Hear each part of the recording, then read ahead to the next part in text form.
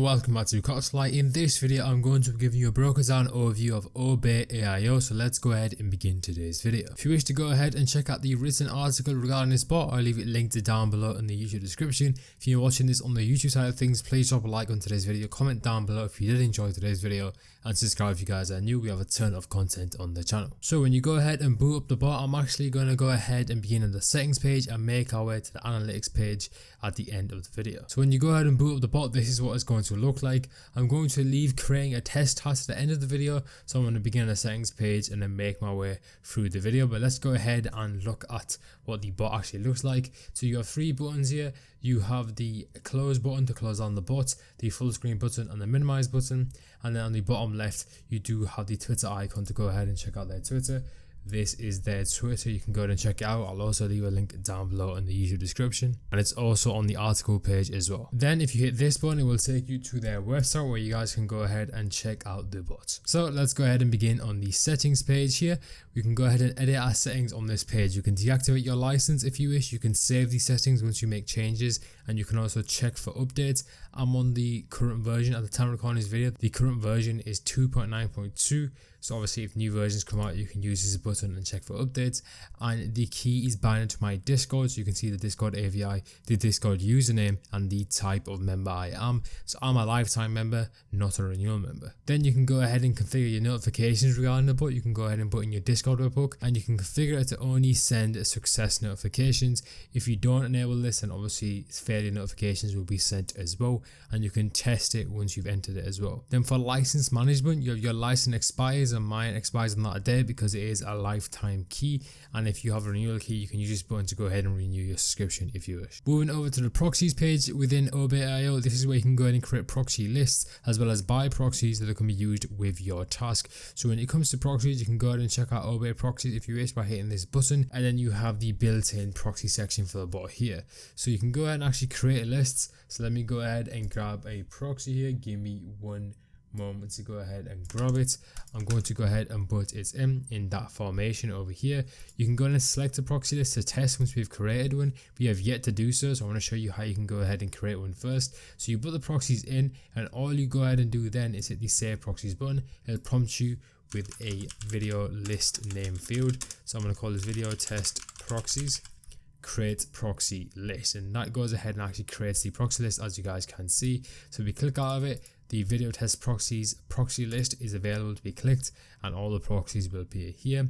Then we can go ahead and select a test site to go ahead and test the proxies. So for example, if we do eSpay, we can test it. I'm pretty sure this proxy is going to fail, so let's give it a moment. So as you guys can see, the proxy failed because of the fact that the proxy has expired. But if you were to put in a large amount of proxies in here, let's say for example you've got 100 proxies and you're not sure if some work and some do, what you can do is actually go ahead and test the proxies and clear the dead proxies from the list, so only the working proxies will be used when you select that proxy list with your tasks. And then you can go ahead and delete the list if you wish as well by selecting the list on this drop down and hitting this button over here.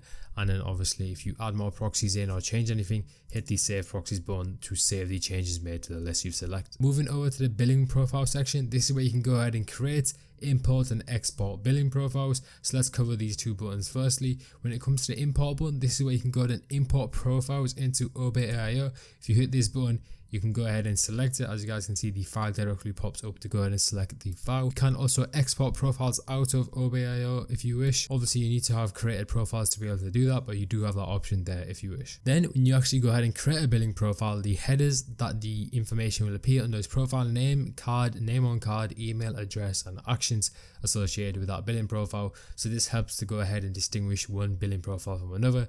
Let's actually go ahead and create one here by hitting this button. The region is going to be EU, and the profile name is going to be video test profile. I hit save and proceed. Then you come to this screen where you can go ahead and configure the shipping information, the billing information, and the payment information. If you wish to use shipping for billing, hit this button and it will go ahead and grey out the fields here, so it'll duplicate everything over. You type in here over there in the checkout process. Then obviously you have the payment information as well. I'm going to go ahead and fill out these fields with some test information and cut back when I'm just about to create the profile. So I've gone ahead and filled out all the fields with some test based information just to show off the profile creation process in this video and use use it with our test task. So I've filled out the information. I'm going to hit the create profile button, and that goes ahead and creates my profile. You can see the profile name, and you can also see that one profile has been loaded. You can see the card that ends in 7777, the name on the card, the email address, and the actions is to go ahead and edit it if you wish.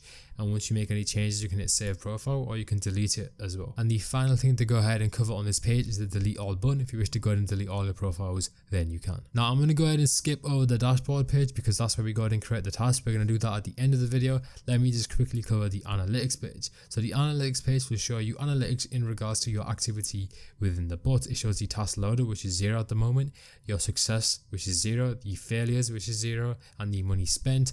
Obviously this is calculated based on the retail of the items you go and check out, and then you have the checkout feed as well. Finally, moving over to the dashboard page, this is where you can go ahead and add releases and make tasks within those releases. So let's go ahead and do so. Let's hit the add release button. Let's go to Foot Locker EU. Let's call this video FT EU, just like so. Hit the add release button, and that will go ahead and create a release. Let's come out of that box and actually click on the release, and you can see the task creation process here.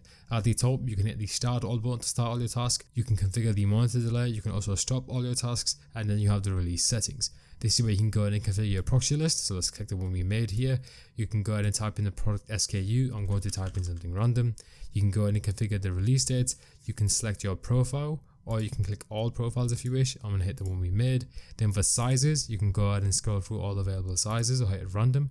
I'm going to hit a random one here from the list, and then you can configure the quantity, and then go ahead and add your task like so, and it will appear here. Once you've gone ahead and created the task, you can go ahead and hover over the task to see some information at the bottom. It shows your size, the proxy list you're using, and the SKU, and an image which will come soon. But because this product has a random SKU that I just made up, no image will pop up because there's no product with that SKU. I should also mention that you have the clock at the top based on your local computer time as well, and it shows the task loaded number over here as well. Then for the product of the SKU, you have your size, profile, the stage which is stopped because we've yet to do anything, and the actions associated with this task, which is the start button at the moment and the delete button. So let's go ahead and start the task, and you can actually see that the task is starting. It's not going to go through the process because this is some test information. The proxy doesn't work, but I'm just showing you the task creation process. Then you can go and pause it at any moment, and you can delete it as well. That is going to go ahead and conclude this broken down overview of Obey AIO. If you guys enjoyed the video, please drop a like, subscribe if you guys are new, go ahead and check out the article link down below. I'm going to catch you guys next time. Peace out.